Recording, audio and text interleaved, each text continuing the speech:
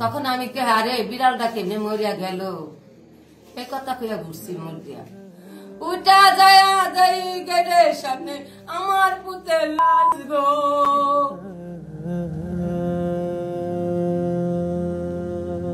বিড়াল মারা গেছে ভেবে বাইরে গিয়ে দেখি আমার ছেলের লাশ।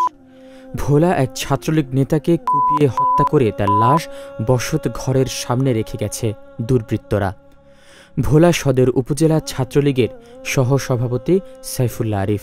বিগত 1 বছর ফেরারি জীবন। হঠাৎ বয়স্ক বাবার অসুস্থতার কথা শুনে ঝুঁকি জেনেও ছুটে এসেছিল। নিহতের বাবা ও মা জানান, গতকাল রাতের সাইফুল্লাহ আরিফ তার বাড়িতে ছিলেন। গত রাতে তাকে নিজ বাড়ির গেটের সামনে নৃশংস কুপিয়ে হত্যা করা হয়েছে। আরিফের বাবা ভোরে ফজরের নামাজের উদ্দেশ্যে বের হওয়ার সময় দরজার সামনে আরিফের রক্তাক্ত নিথর দেহ দেখতে পান। নিহতের মা ও বাবা জানান, ঘর থেকে বের করে কুপিয়ে হত্যা করেছে।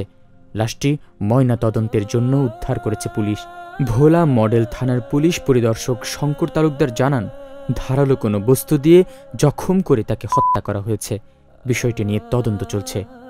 Nabil Adnan, desk report, H news.